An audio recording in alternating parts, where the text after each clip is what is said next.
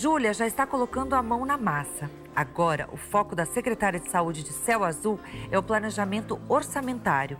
Essa é mais uma etapa importante para que seja possível aumentar a resolutividade da atenção básica no município, que é uma das prioridades da gestão atual.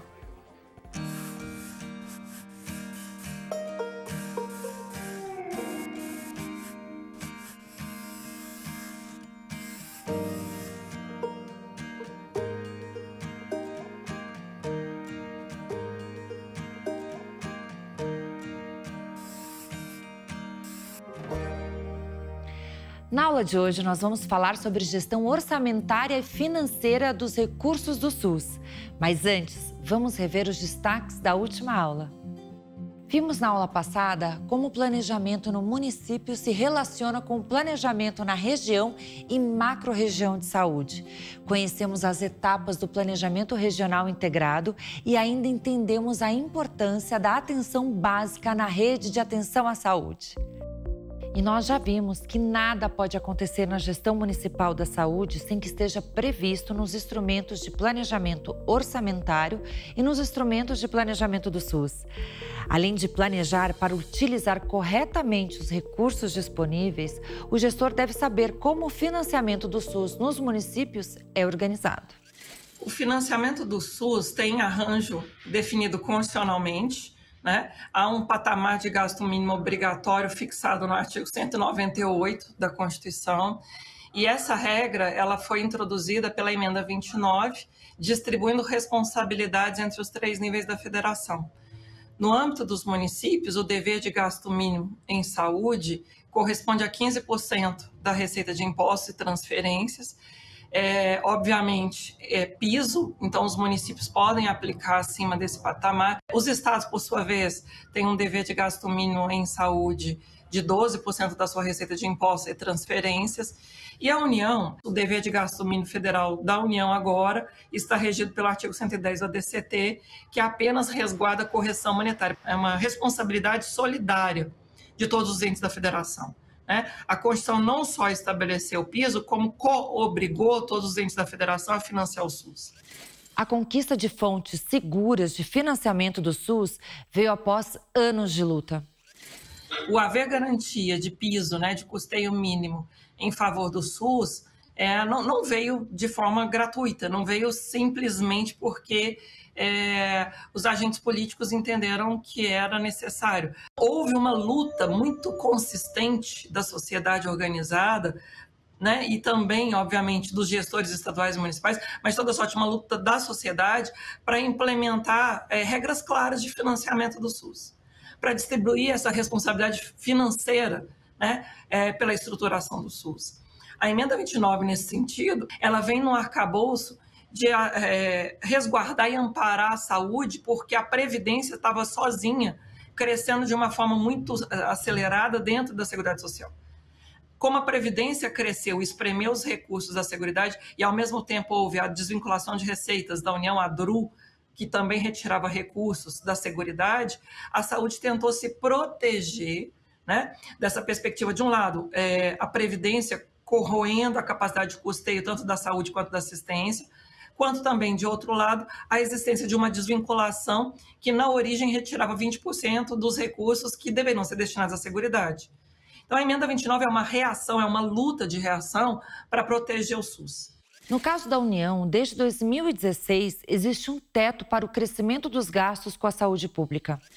A emenda 95 é de 2016 e tem vigência projetada até 2036. Ela, de uma certa forma, restringe a possibilidade dos direitos sociais terem custeio progressivo ao longo do tempo. Ao apenas garantir correção pelo IPCA, o Índice de Preços ao Consumidor Amplo, que é um índice do IBGE mensurado de forma muito, eu diria, inferior ao próprio parâmetro que corrige a inflação da saúde, portanto, nisso já há um diferencial de custo suportado na base cotidiana do SUS. A emenda 95, ela nega a possibilidade de, apesar de o Estado arrecadar mais, de a União arrecadar mais, isso não vai se reverter em favor da sociedade. A emenda 95, descasando receita da capacidade do Estado favorecer a execução de serviços públicos essenciais é, ao meu sentir, inclusive, um fator de controvérsia, que, inclusive, está sendo debatido no âmbito do Supremo Tribunal Federal. Não é sem razão que a judicialização da saúde está explodindo primeiro no colo dos secretários municipais de saúde e depois, em alguma medida, no colo dos secretários estaduais de saúde. É o que eu chamo, e acho que já disse, mas de toda sorte repito, de uma guerra fiscal de despesas. Para investir na saúde, é importante, primeiro, entender o que é considerado gasto em saúde. De forma geral, são considerados gastos em saúde despesas com ações e serviços voltados para a promoção, proteção e recuperação da saúde dos usuários. Fica mais fácil entender o que é ou não gasto em saúde a partir de exemplos. São considerados gastos em saúde, por exemplo, as ações voltadas para a vigilância em saúde, para a atenção integral e para o investimento na rede física do SUS, como a construção de novas unidades básicas de saúde. Ao contrário, não são considerados gastos em saúde recursos utilizados na compra de alimentos para a merenda escolar, com a limpeza urbana, entre outros. A Lei Complementar 141 de 2012 trata em detalhes sobre a definição de gasto em saúde. Não deixe de consultar este texto. Agora que já entendemos a lógica do financiamento do SUS, é hora de ver como os recursos devem ser organizados e executados. Existem 3 instrumentos de planejamento orçamentário do município: o Plano Plurianual, a Lei de Diretrizes Orçamentárias e a Lei Orçamentária Anual. E cada um desses instrumentos tem papéis bem definidos no contexto das finanças públicas. O Plano Plurianual tem a função de planejar as ações governamentais. A LDO, a função de orientá-las, e a LOA é o orçamento propriamente dito. Ela tem a função de executá-las, por isso ela funciona como uma grande programação de receitas e despesas. A legislação do SUS impõe que o planejamento, os instrumentos de planejamento do SUS sejam compatíveis a esses instrumentos.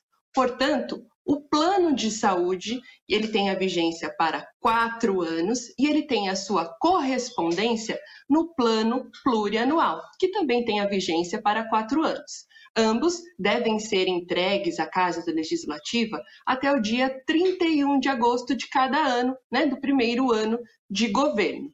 A programação anual de saúde no SUS, ela tem a função de anualizar as ações que estão contidas naquele grande planejamento do plano municipal, que contém as diretrizes, os objetivos e as metas. Então, a programação anual de saúde, ela tem a sua correspondência em vigência e prazo de entrega ao legislativo da LDO e da LOA. Portanto, o plano municipal, tal como o PPA, estabelecerão esse grande caminho em que o território de saúde percorrerá para chegar ao final dos 4 anos, atendendo às metas que estão contidas em objetivos e diretrizes, e as programações anuais de saúde conterão as ações que serão realizadas no ano 1, no ano 2, no ano 3 e no ano 4, para atingir essas metas e estes indicadores, tal como a LOA vai conter os recursos necessários para a execução destas ações. Resumindo, o PPA orienta a elaboração de outros planos e programas de governo e do próprio orçamento anual que está presente na Lei de Diretrizes Orçamentárias e na Lei Orçamentária Anual. Já a LDO estabelece metas, prioridades, metas fiscais e orienta a elaboração da proposta orçamentária. E a LOA é responsável por estimar as receitas e fixar as despesas para um determinado exercício fiscal. A LOA é a lei orçamentária propriamente dita e tem vigência de 1 ano. Dá para entender melhor quando analisamos a finalidade desses instrumentos orçamentários. Enquanto o PPA planeja o orçamento, a LDO orienta e a LOA executa.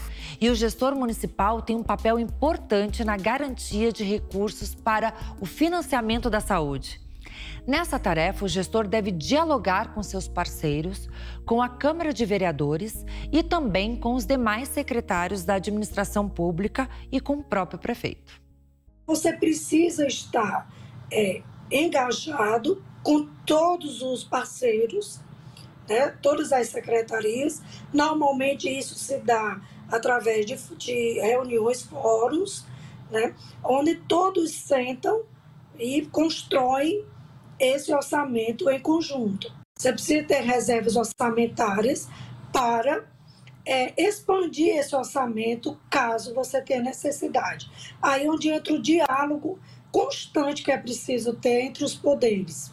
Né? Nós precisamos estar alinhados com a Câmara Municipal, porque nós vamos precisar de suplementação, de complementação, né? De aprovação de projetos, de conversar, né, com esses parceiros, que na verdade são fiscalizadores nossos, que a Câmara é fiscalizadora do processo, e nós e eles fazem esse acompanhamento do orçamento.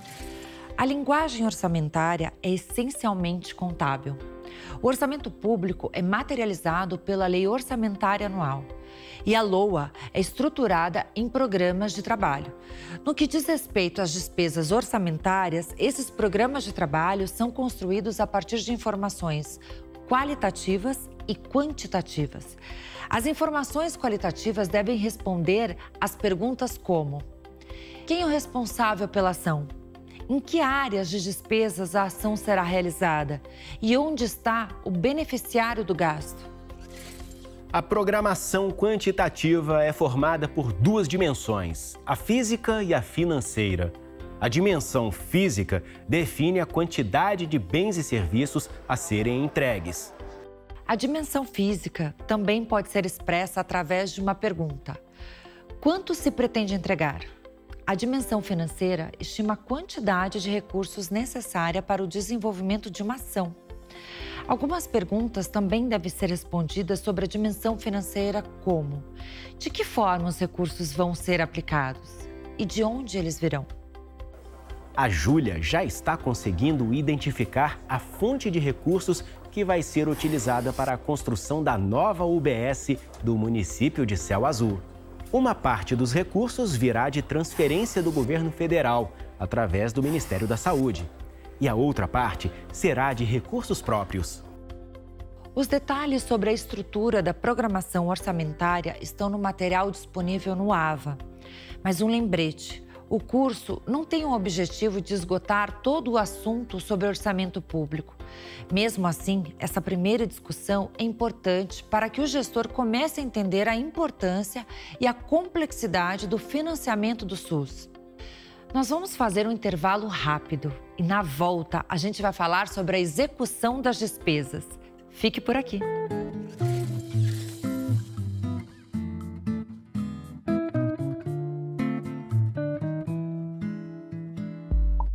O CONASEMS vem se transformando. Fazemos parte da história da saúde pública no Brasil e a nossa trajetória é a trajetória do SUS. Hoje, a gente vai além, mas sempre atento ao que nos torna plurais. Somos a cara de todos os cantos desse país. Nos reinventamos todos os dias e, por isso, o CONASEMS quer sempre mais. Mais SUS, mais informação e mais interatividade. Estamos cada vez mais perto dos profissionais de saúde e da gestão municipal em todas as telas, a qualquer hora. É assim que nasce o Mais CONASEMS, um projeto multiplataforma que, mesmo à distância, nos conecta. Saiba mais em www.conasems.org.br.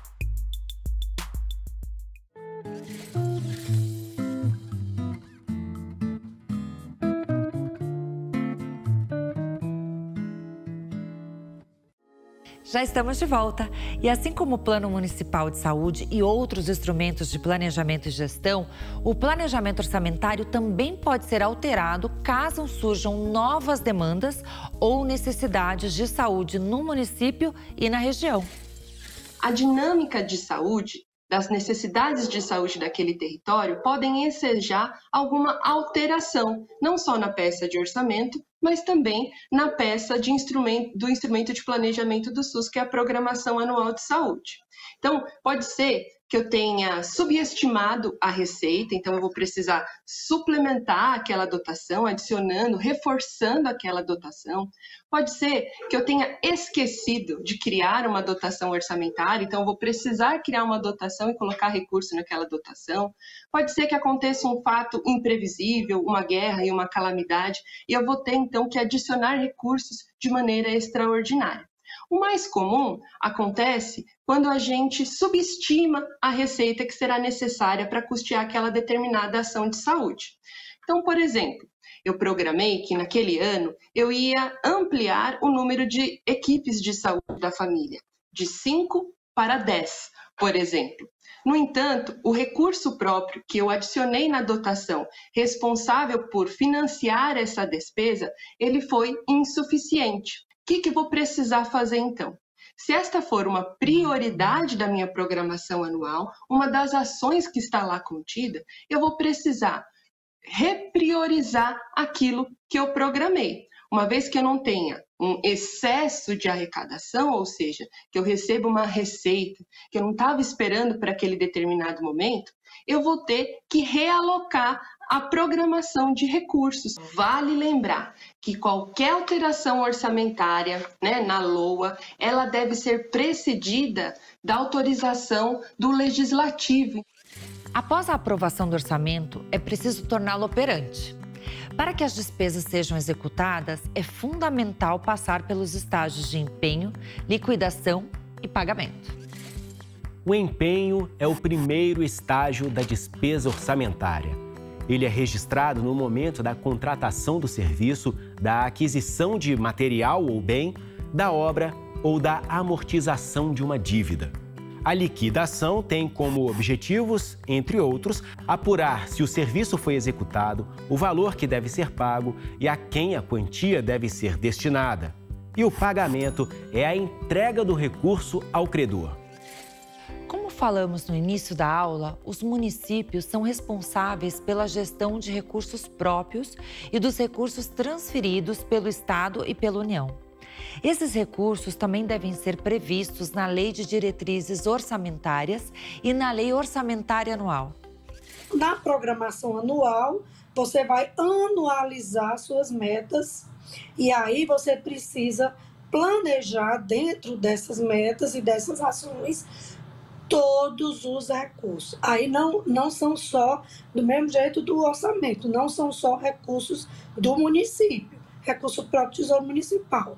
As fontes de todos os entes, a fonte federal, as transferências que nós recebemos, as fontes estaduais, a fonte estadual e fonte municipal. Então, todos esses recursos precisam constar na programação anual. Então, você vai construir sua programação anual de saúde dizendo qual ação e com qual dotação você vai trabalhar. É de extrema importância o alinhamento, de todos esses instrumentos. O plano plurianual, que contém todos os planos do município, isso é importante. O plano de saúde, que é o plano municipal de saúde, a programação anual de saúde e o relatório anual de gestão. Às vezes o gestor tem uma dúvida, em que eu posso gastar? A dúvida é muito grande. Você vai utilizar seus recursos de acordo com esses instrumentos, de acordo com o que você colocou no plano municipal e na programação anual. E depois disso, a prestação de conta. Os recursos dedicados às ações e serviços de saúde devem ser aplicados por meio de fundos de saúde.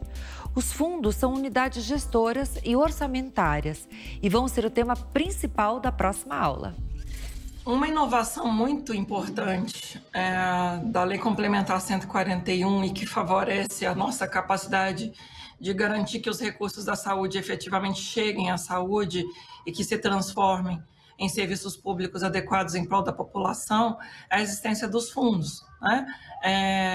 A lógica de transferências fundo a fundo, a gestão sob responsabilidade direta do próprio secretário municipal, estadual e também do ministro da Saúde, dos fundos, ela permite não só que nós, do sistema de controle, tenhamos mecanismos de rastreabilidade mais clara, de transparência também em favor da sociedade, como também protege no sentido de não permitir que esse dinheiro depois, caso ficasse gerido genericamente, amplamente na conta única do Tesouro, né, a conta única do Tesouro de cada ente da federação, ele pudesse ser, por vezes, desviado para outras finalidades.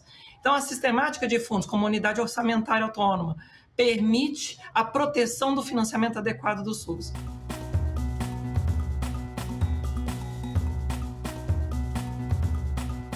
E agora vamos falar com o gestor da cidade de Afogados da Ingazeira, em Pernambuco. Meu nome é Arthur Amorim, sou secretário municipal de saúde aqui de Afogados da Ingazeira, no estado de Pernambuco. De acordo com o arcabouço jurídico, os municípios eles têm por obrigação de aplicar na saúde, no mínimo, 15% de tudo que é arrecadado. Mas a realidade hoje é bem diferente. Hoje a gente tem uma média nacional de investimento na área da saúde em torno de 22%. Esses 22%, eles acabam sendo utilizados da arrecadação própria do município para se manter as ações e serviços de saúde no território. Isso faz com que, muitas vezes, recursos que deveriam estar sendo destinados para as outras áreas, como a educação, assistência social, infraestrutura, eles deixem de ser alocados pelo prefeito do município para que se possa manter nos níveis aceitáveis de manutenção e organização das ações e serviços de saúde o funcionamento.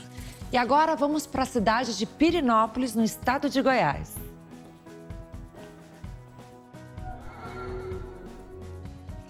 Essa pressão ela vem aumentando em cima do orçamento municipal cada vez mais.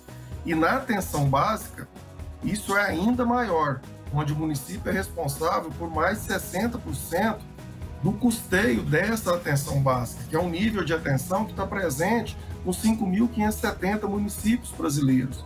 E isso pode causar e vem causando um desequilíbrio do ponto de vista do planejamento municipal. Quando a gente vai para uma área rural do município, aquela que a equipe ela tem que se deslocar, percorrer algumas distâncias, né? Em alguns municípios, distâncias consideráveis, esse percentual ele chega acima de 70%. Eu vou trazer um exemplo bem prático aqui. Um exemplo com uma unidade de saúde custa R$100. Na zona urbana, a União e o Estado correspondem aproximadamente com R$40 para poder manter ela funcionando. E o município tem que desbancar R$60 para a manutenção desse serviço. Na zona rural, a situação ela é bem mais complexa. Por quê? Porque esse percentual de participação do município é bem maior, acima de 70%. Então, um exemplo prático, de R$100 para a manutenção de uma equipe de saúde da família na zona rural, o município tem que tirar R$70 e a União e o Estado, 30. Com a questão do subfinanciamento, cada vez é mais importante e necessário que o gestor tenha em mente, junto com a sua equipe, um planejamento. Esse planejamento orçamentário, um planejamento financeiro. Então, cada vez mais é necessário que o gestor municipal, juntamente com a equipe, com o controle social, o Conselho Municipal de Saúde, ouvindo a população, possa traduzir para esses instrumentos de gestão a necessidade de saúde da população, para que esse planejamento seja sustentável do ponto de vista econômico, financeiro e orçamentário, mas que também reflita em qualidade de saúde para a população. A manutenção dos nossos serviços existentes na saúde, ela precisa de um financiamento que traga equidade dentro do seu bojo. A gente precisa começar a discutir e a entender que regiões diferentes ou regiões com dificuldade de acesso, elas precisam ter um olhar mais apurado do Ministério da Saúde e das secretarias estaduais, como também a gente precisa entender que o SUS está numa linha de subfinanciamento e que precisa de mais recursos o quanto antes, para que a gente possa prestar um serviço de excelência ou continuar prestando um serviço de excelência à nossa população brasileira.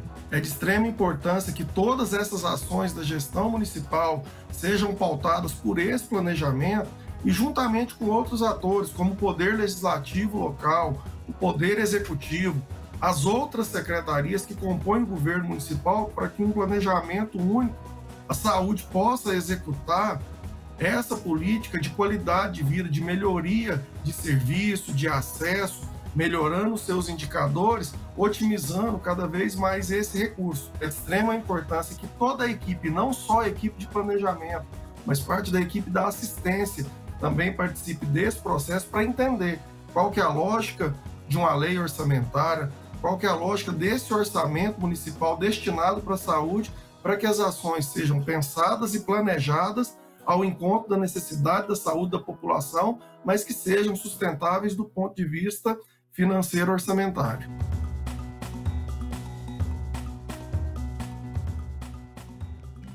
A aula de hoje já está quase no fim, mas antes de nos despedirmos, que tal conferir os destaques do conteúdo?